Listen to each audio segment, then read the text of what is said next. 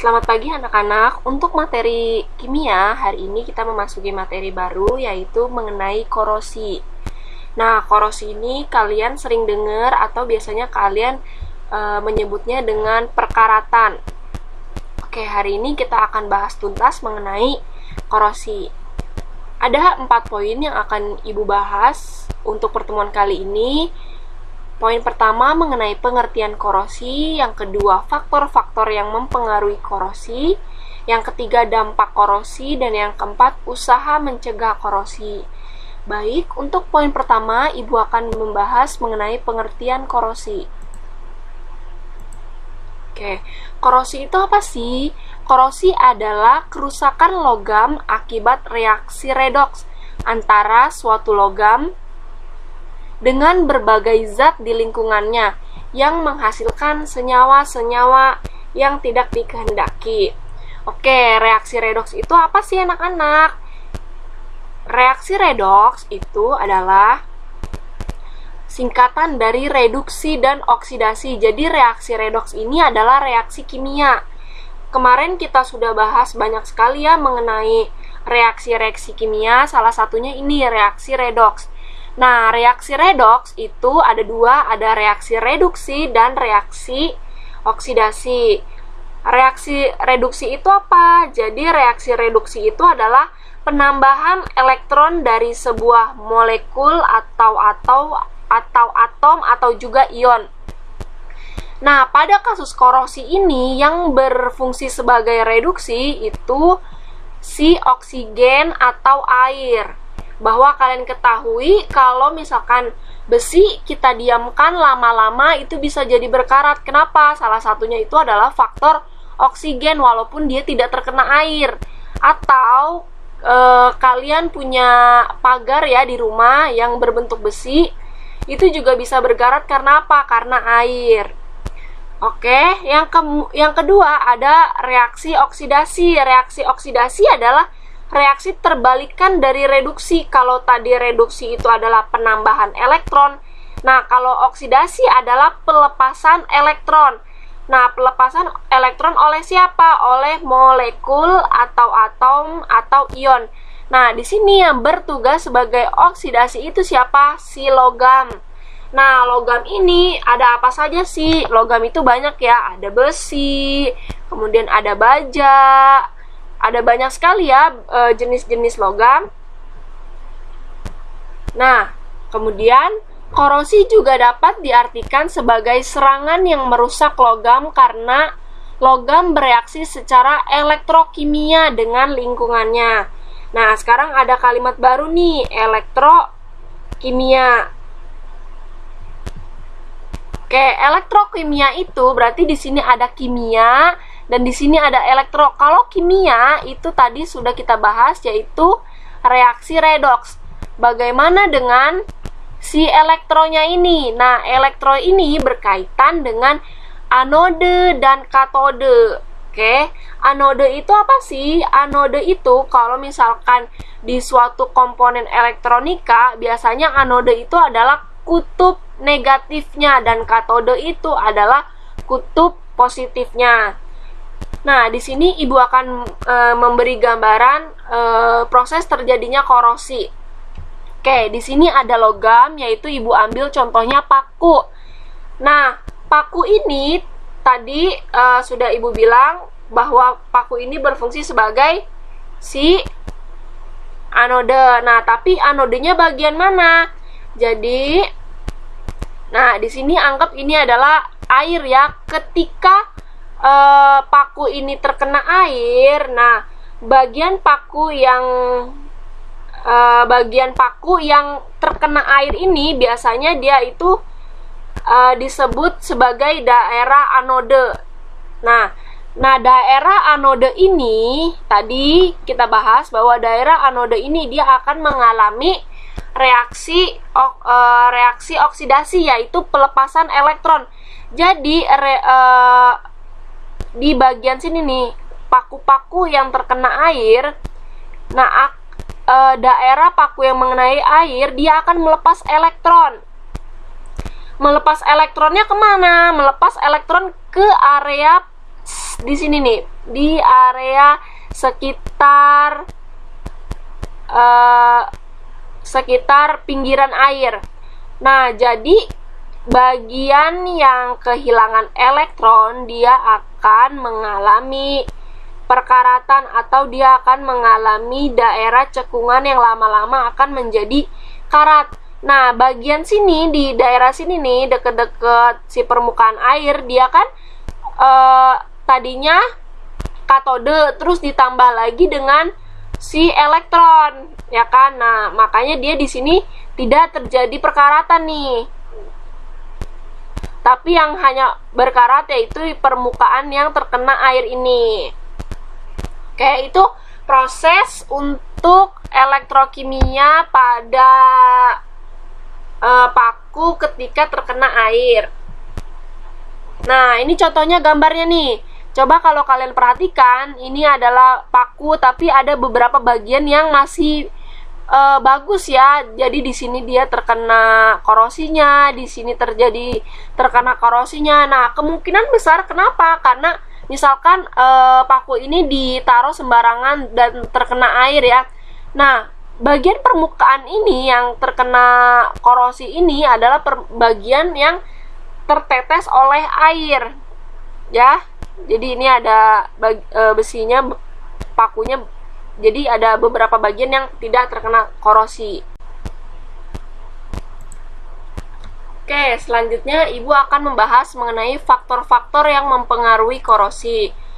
Faktor-faktornya itu ada 5. Ibu akan bahas yang pertama dulu, yaitu kontak langsung logam dengan air dan oksigen. Oke, yang tadi sudah Ibu bahas itu mengenai kontak logam dengan air ya. Nah, di sini juga selain air, oksigen juga mempengaruhi percepatan laju korosi. Nah, sebenarnya yang mempengaruhi, sangat-sangat mempengaruhi itu adalah yang namanya O.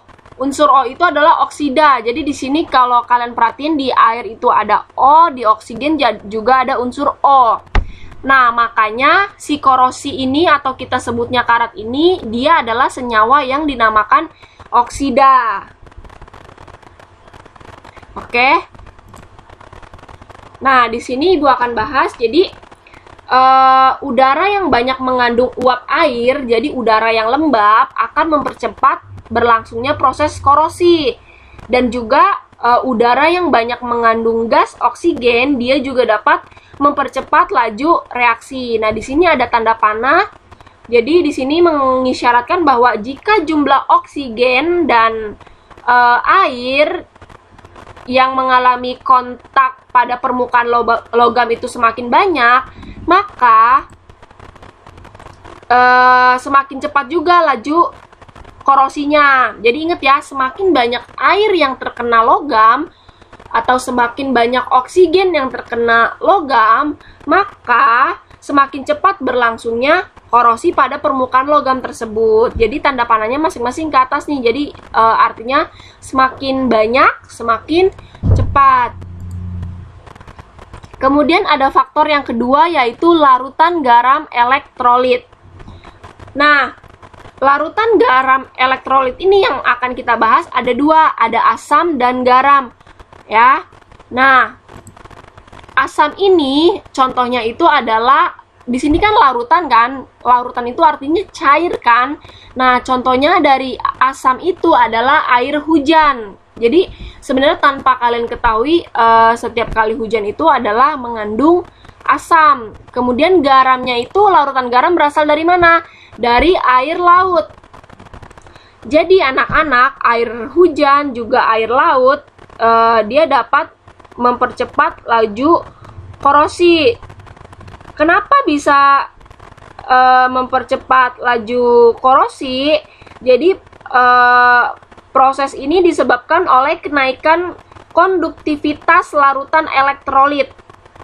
Nah, larutan asam lebih konduktif sehingga laju korosinya semakin cepat. Kemudian larutan garam juga dapat mempercepat laju korosi. Nah, contohnya kalian pasti pernah lihat rel kereta. Nah, rel kereta ini kan berkarat ya, rata-rata dia udah warnanya orange tua kayak gini. Nah, kenapa? Karena di si rel kereta ini dia selain dia bertemu dengan oksigen atau udara bebas, dia juga sering terkena yang namanya air hujan. Maka dia laju karatannya lebih cepat. Jadi tidak hanya kena udara, tapi dia juga kena air hujan. Nah, di sini ada untuk yang air laut di sini. Coba kalian perhatikan di sini, kalau sebenarnya bagian permukaan dasar kapal ini kan ada di dalam air kan. Nah, ini adalah yang berkarat nih, lebih banyak berkaratnya dibanding bagian atas ini. Ya kan? Ini banyak banget berkaratnya karena dia lebih intens bertemu atau terserap oleh air laut. Kemudian faktor yang ketiga itu permukaan logam yang tidak rata. Nah, di sini Bu kasih gambar nih. Gambar yang pertama itu ada logam, dia permukaannya tidak rata. Kalian pasti jarang lihat yang ini, tapi kalian pasti sering lihat yang bagian kedua nih, gambar yang kedua. Gambar yang kedua ini biasanya kalian ketemu pada besi-besi yang dilas. Nah, besi-besi yang dilas ini permukaan lasnya ya. Jadi besi-besi yang kalian las, misalkan seperti pagar dilas, atau kalian modif sepeda terus kalian las. Nah, permukaan lasnya ini kan tidak rata. Nah, dia akan mempercepat laju korosi. Jadi permukaan yang tidak rata itu akan mempercepat laju korosi. Kemudian faktor yang keempat itu ada pengaruh logam lain. Jadi bila dua logam yang berbeda potensial saling bersinggungan serta berada dalam lingkungan berair atau lembab, maka dapat terjadinya elektrokimia secara langsung. Nah, logam yang berpotensial rendah akan segera melepas elektron atau oksidasi. Nah, bila bersentuhan dengan logam yang potensialnya lebih tinggi. Nah, ini di sini ada tabel. Jadi di sini bernilai negatif, di sini bernilai positif. Logam yang bernilai negatif dia akan lebih cepat berkarat. Oke, ingetin. Logam yang potensialnya bernilai negatif, dia akan lebih cepat berkarat dibandingkan dengan logam yang mempunyai potensialnya positif atau lebih besar. Oke, kemudian faktor yang kelima. Faktor yang kelima itu ada bakteri. Nah, jadi tanpa kalian sadari, bakteri itu mikroorganisme yang sangat kecil, jadi kita tidak bisa lihat dengan kasat mata. Ternyata bakteri ini dapat menyebabkan korosi. Bakteri apa yang dapat menyebabkan korosi? Jadi hanya bakteri-bakteri tertentu yang dapat menyebabkan korosi. Contohnya itu bakteri yang menghasilkan karbon dioksida atau CO2 dan juga bakteri yang dapat menghasilkan hidrogen sulfida atau H2S.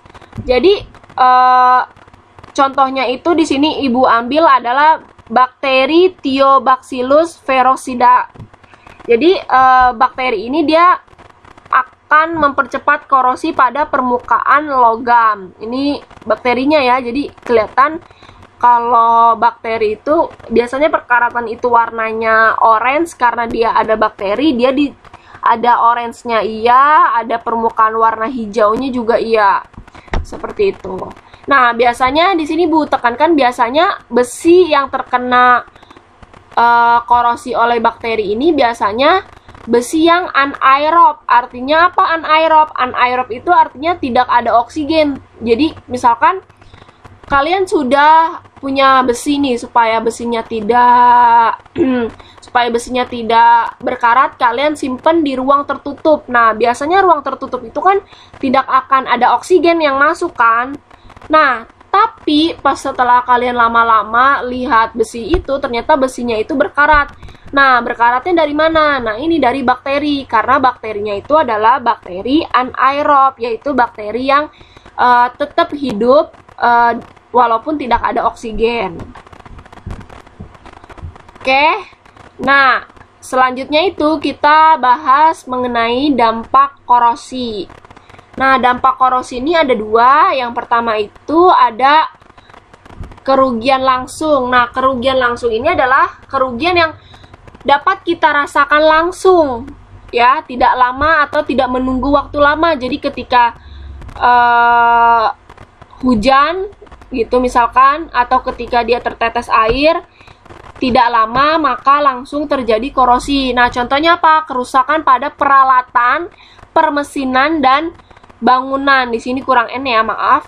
Nah, peralatan contohnya apa? Nah, di sini Ibu ambil contohnya peralatan perkakas ya. Jadi di sini ketika sudah tidak atau jarang dipakai atau disimpan di tempat yang tidak tepat, maka dia akan berkarat nih seperti ini.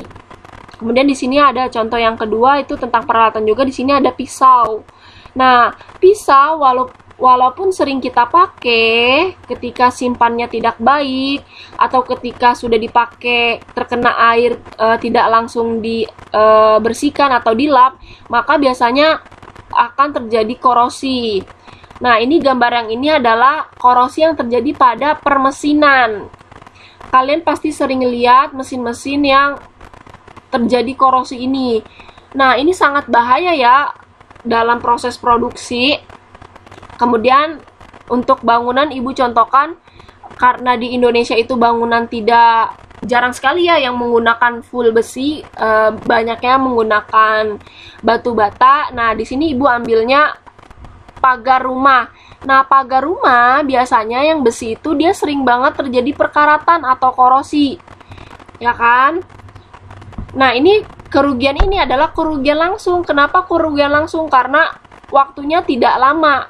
Misalkan setahun, tidak nyampe setahun ketika hujan udah sering musim hujan, kemudian besoknya kemarau panas, biasanya itu sudah langsung menimbulkan korosi pada pagar. Nah, sama juga dengan yang pisau. Pisau itu kalau kita pakai untuk misalkan kayak memotong buah itu kan ada airnya kan, ada kandungan air.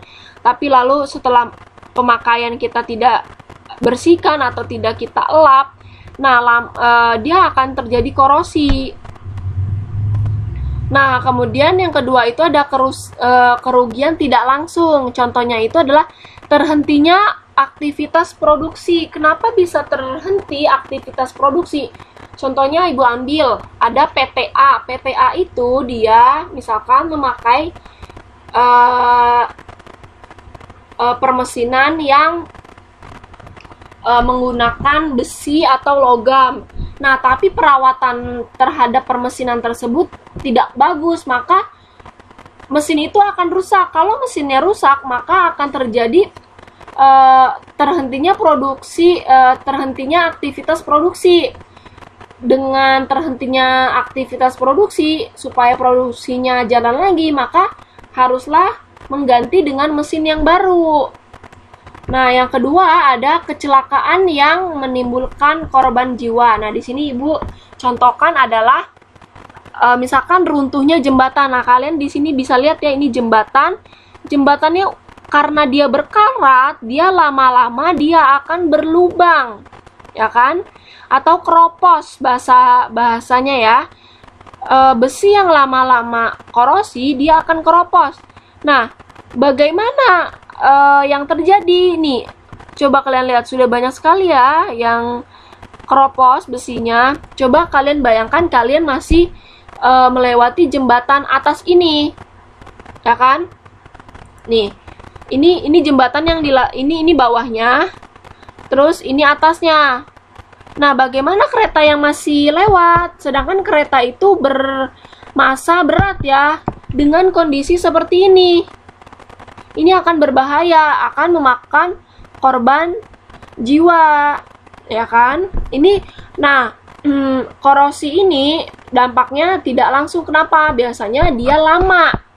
Jadi kenapa dia bisa keruak kayak gini atau dia kenapa bisa rapuh seperti ini? Karena sudah terlalu lama, bisa 5 tahun, bahkan sampai 10 tahun, bahkan sampai berpuluh-puluh tahun dia sampai seperti ini. Tapi kalau misalkan kayak tadi pisau itu kan tidak lama ya, seperti nggak nyampe bertahun-tahun dia bisa berkarat. Nah, yang terakhir adalah poin usaha pencegahan korosi. Nah, usaha pencegahan korosi yang pertama itu melalui pengecatan. Nah, di sini Ibu mencontohkan agar pagar rumah kita tidak cepat korosi atau tidak cepat berkarat, alangkah baiknya kita melakukan pengecatan. Nah, dengan pengecatan ini akan mengurangi atau meminimalisir perkaratan pada besi. Selagi lapisan catnya masih bagus, maka tidak akan terjadi korosi. Kemudian yang kedua itu ada melumuri logam dengan oli. Nah, ini kalian juga pasti sering melihat ini, atau ayah kalian, kakak kalian biasanya sering memberi oli pada rantai motornya, atau kalian yang punya sepeda, pasti sepedanya juga rantainya kalian beri oli. Kalau tidak diberi oli biasanya berkarat. Nah, lapisan oli ini dia harus dilapisi secara berkala ya. Jadi kalau kalian ngelapisinnya atau kalian melumurinya hanya sekali, ketika bagian olinya sudah hilang maka tetap terjadi korosi. Tapi kalau untuk yang usaha yang kedua ini, kalian harus lakukan secara berkala. Kemudian usaha yang ketiga itu dibalut dengan plastik. Nah, di sini Ibu contohkan hanger atau gantungan baju. Nah, gantungan baju ini dasarnya adalah besi. Tapi kalau besi saja biasanya langsung berkarat. Kenapa? Karena besinya akan berkontak langsung dengan air. Air apa? Air dari baju yang basah. Kemudian selain itu, setelah bajunya kering, besinya juga berkontak langsung dengan oksigen atau udara karena kita menjemur, ya kan? Nah, untuk meminimalisir biasanya suatu usaha ini dia melakukan balut dengan plastik. Nah, ini hangernya sudah dibalut nih dengan plastik dengan rapi, sehingga perkaratan besinya itu juga akan berkurang atau akan tidak terjadi perkaratan besi karena sudah dibalut dengan plastik. Kemudian yang keempat itu adalah pelapisan dengan timah, atau yang namanya bahasa Inggrisnya atau bahasa kerennya disebut itu tin plating. Nah, contohnya kalian bisa menemukan pada pipa-pipa besi yang permukaannya itu mengkilap ya. Jadi biasanya itu pada kaleng-kaleng besi ya. Jadi kaleng-kaleng kemasan makanan itu biasanya terbuat dari besi yang dilapisi oleh timah. Nah, timah ini tergolong besi yang tahan oleh karat. Jadi makanya dilapisilah oleh si timah. Nah, sedangkan kalau besi yang dilapisi timah tidak jadi gini, besi yang dilapisi timah tidak mengalami korosi karena tidak terjadi kontak dengan oksigen langsung.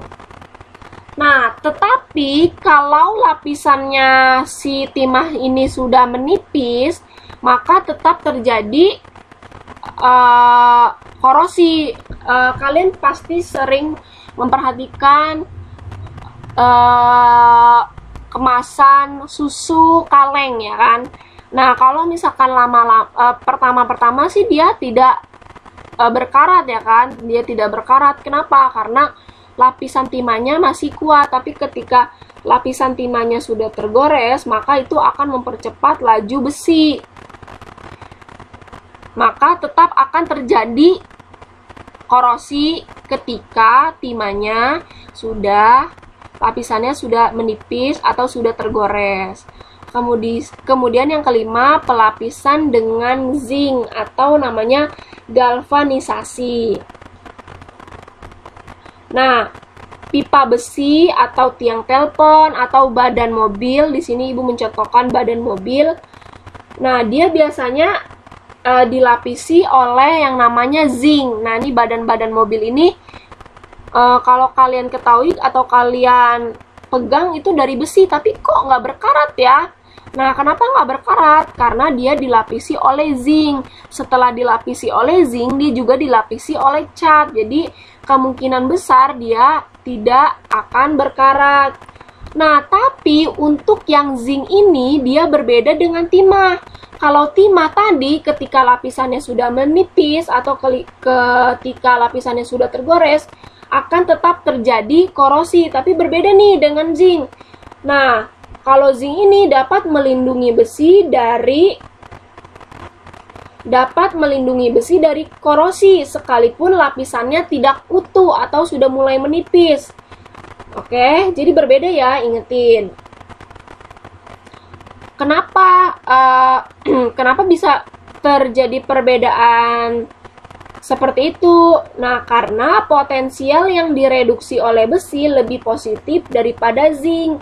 Maka besi yang kontak dengan zinc akan membentuk sel elektrokimia dengan besi yang sebagai katode, seperti itu. Kemudian yang keenam itu pelapisan dengan kromium. Nah, kromium ini memberi lapisan pelindung sehingga besi yang di kromium akan menjadi mengkilap.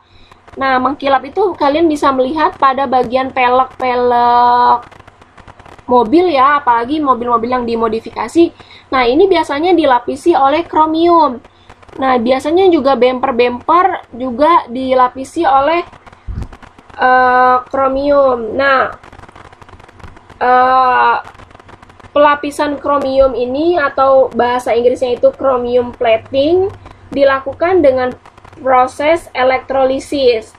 Nah, kromium dapat memberikan perlindungan meski lapisan kromium tersebut ada yang rusak. Nah, jadi kalau kromium ini sama dengan si zinc, walaupun udah ada permukaan yang rusak, dia tetap dapat melindungi besi.